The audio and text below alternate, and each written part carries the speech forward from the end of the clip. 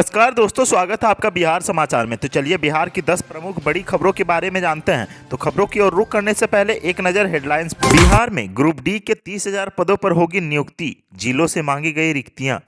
बिहार में inter pass अविवाहित बेटियों को 25, स्नातक पास छात्राओं को 50,000 मिलेंगे। कैबिनेट बैठक में 18 एजेंडे पर मुहर। बिहार पुलिस में सिपाही भर्ती की लिखित परीक्षा के लिए पाठ्यक्रम में संशोधन, जानिए क्या हुआ बदलाव। बिहार पंचायत चुनाव से पहले 2,39,000 नए मतदाताओं को मिला ई-इपिक, आप ऐसे करें डाउनलोड। पटना जिले में बढ़ाया गया वैक्सीनेशन सेंटर, लक्ष्य का 41% ही हुआ कोरोना टीकाकरण।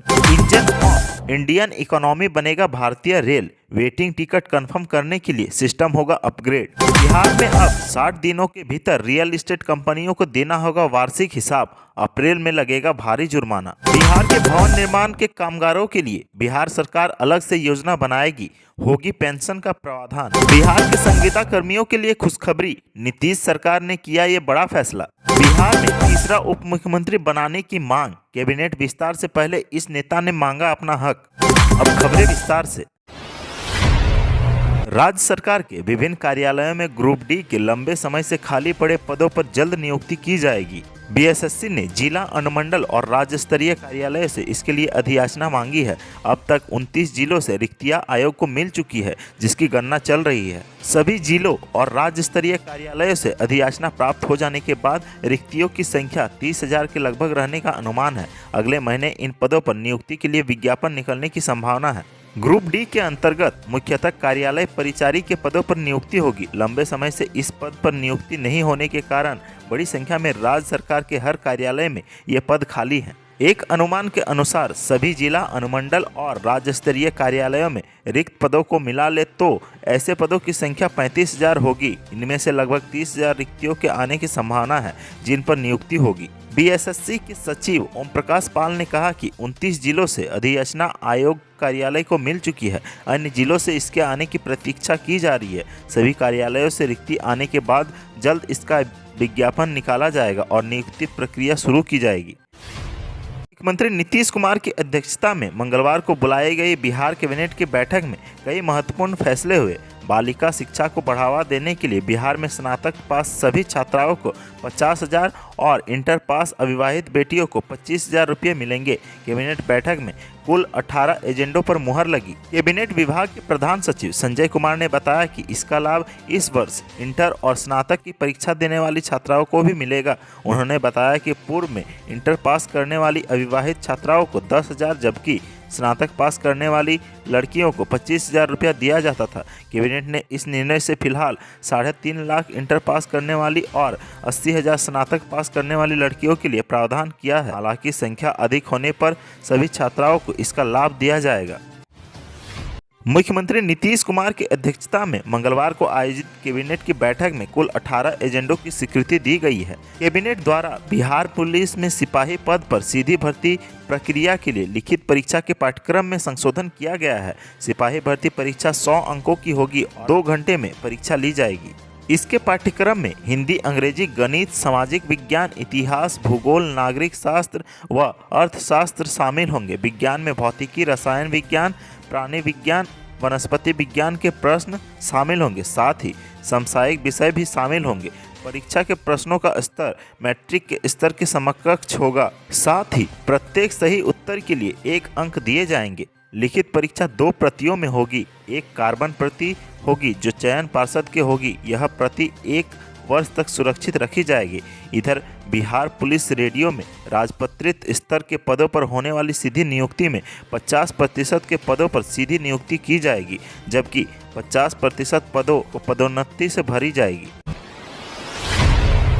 बिहार पंचायत चुनाव से पहले वोटर लिस्ट के संक्षिप्त पुनरीक्षण के दौरान 14,76,000 नए मतदाताओं के नाम मतदाता सूची में शामिल किया गया है। इसमें से 2,39,000 मतदाताओं को इलेक्ट्रॉनिक ई-इपिक दिया गया है। मतदाताओं को अब पर्स में ई-इपिक कार्ड लेकर चलने की आवश्यकता नहीं होगी। चाहे वह होटल, रेलवे या एयरपोर्ट हो, कहीं भी पहचान पत्र दिखाने की आवश्यकता हो तो अपने मोबाइल में डाउनलोड किए गए ई-इपिक को ही वैध कर दिया गया है। पैन कार्ड और आधार कार्ड की भांति भारत निर्वाचन आयोग ने नए मतदाताओं के लिए ई-इपिक कार्ड जारी किया है। मुख्य निर्वाचन पदाधिकारी HR श्रीनिवास ने सोमवार को पत्रकारों से बातचीत में बताया कि राज्य में ई-इपिक उन मतदाताओं को जारी किया गया है जिन लोगों ने मतदाता सूची में नाम शामिल कराने के साथ अपना मोबाइल नंबर दिया था।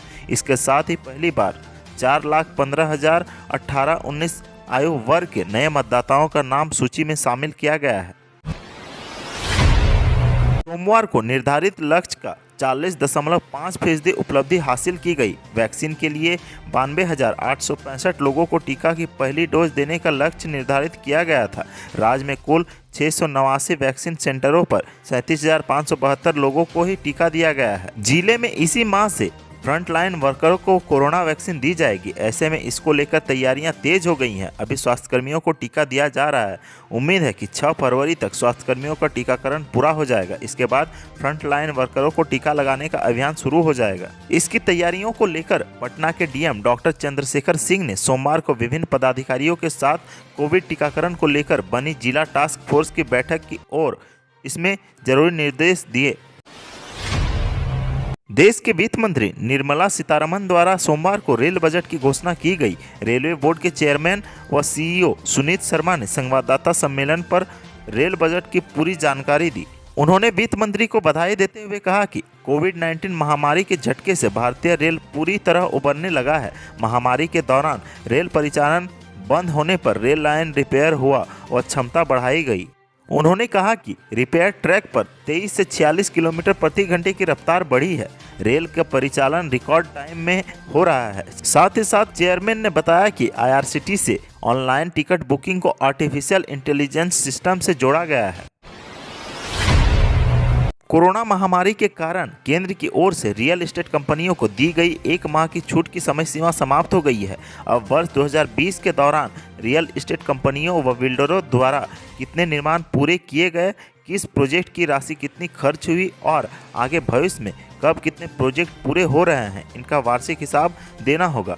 छूट की समय सीमा समाप्त हो जाने के बाद 1 फरवरी से लेकर मार्च तक सूबे के बिल्डरों को पूरी जानकारी रेरा को देनी होगी। दरअसल राज्य में रियल एस्टेट कंपनियों बिल्डरों को दिसंबर के अंत तक पूरे वर्ष का भर का ब्यौरा देना होता है, लेकिन केंद्र सरकार ने ब्यौरा देने की समय सीमा 31 जनवरी तक छूट दे रखी थी, जिसकी मियाद पूरी हो गई है। रेरा के एक अधिकारी ने बताया कि 1-2 दिनों में इसका कार्यालय आदेश जारी कर दिया जाएगा। राज्य भर में भवन बनाने वाले कामगारों को सरकारी योजनाओं का लाभ दिलाने के लिए श्रम संसाधन विभाग उन्हें आपस में जोड़ने का विशेष अभियान चलाएगा। हाल में हुई विभागीय समीक्षा में इस संबंध में निर्णय लिया गया है। अब इस अभियान में DM व प्रखंड अधिकारी से लेकर मुखिया व वार्ड पार्षद तक को जोड़ा जाएगा, ताकि अधिक से अधिक भवन निर्माण से जुड़े मजदूरों को लाभ मिल सके। 15 फरवरी के बाद ब्लॉक स्तर पर जागरूकता कार्यक्रम चलाया जाएगा। राज्य के अभी 14 लाख कामगार निबंधित है, जबकि इनकी संख्या 50 लाख से अधिक है। श्रम संसाधन विभाग 2008-9 से भवन निर्माण में लगे सभी तरह के कामगारों का निबंधन कर रहा है। इसमें राजमिस्त्री, मजदूर, प्लम्बर, इलेक्ट्रीशियन, टाइल्स लगाने वाले व दरवाजा खिड़की लगाने वाले सहित कुल 20 तरह के कामगारों का निबंधन करना है। 10 साल में अब तक लगभग 14 लाख का ही निबंधन हो सका है। इस वक्त एक बड़ी खबर पटना से सामने आ रही है। मुख्य सचिवालय में चल रहे नीतीश कैबिनेट की बैठक खत्म हो गई है। बैठक में कुल 18 एजेंडों पर मुहर लगी है। संविदा कर्मियों के लिए नीतीश सरकार ने एक बड़ा फैसला लिया है। नीतीश सरकार ने ठेके पर बहाल कर्मियों को वेटेज देने का निर्णय लिया है। सरकारी नौकरी की नियुक्ति में वेटेज देने के फैसले पर कैबिनेट में मुहर लगी है। सरकारी नौकरी की नियुक्ति में वेटेज देने के फैसले पर कैबिनेट में मुहर लगी है। ठेके पर बहाल कर्मियों को वेटेज देने का निर्णय लिया गया है। बताया जा रहा है कि 60 साल तक की उम्र तक इनकी नौकरी रहेगी। बेल्ट्रॉन की कर्मी को आउटसोर्सिंग ही माना जाएगा। चौधरी कमेटी पार्ट 2 पर कैबिनेट की मुहर लगी है। बिहार में नीतीश कुमार के मंत्रिमंडल विस्तार का काउंटडाउन शुरू हो गया है। कैबिनेट के विस्तार से पूर्व बिहार में अब तीसरे उप मुख्यमंत्री की मांग की जाने लगी है। यह मांग कोई और नहीं बल्कि जाले विधानसभा के पूर्व विधायक सह कांग्रेस नेता ऋषि मिश्र ने की है। ऋषि मिश्र भारत के पूर्व रेल मंत्री ललित नारायण मिश्र के पौत्र हैं। ललित नारायण मिश्र की 99 जयंती के मौके पर उन्होंने यह मांग रखी है। ऋषि मिश्र का कहना है कि पिछले 20 सालों से मिथिलांचल के ब्राह्मणों ने ही मिथिला में बीजेपी को जिताने का काम किया है। इस बार भी एनडीए गठबंधन को मिथिला में बड़ी जीत हासिल होने का एकमात्र कारण यहाँ के ब्राह्मण ही हैं। इसीलिए यहाँ के ब्राह्मण को बिहार का उप मुख्यमंत्री बनाने की मांग ऋषि मिश्र ने सरकार से की है। तो आज की सुर्खियों में बस इतना ही। बिहार से जुड़ी खबरों के लिए सब्सक्राइब करें हमारे चैनल को और साथ ही साथ अपने दोस्तों और रिश्तेदारों में शेयर जरूर करें। धन्यवाद।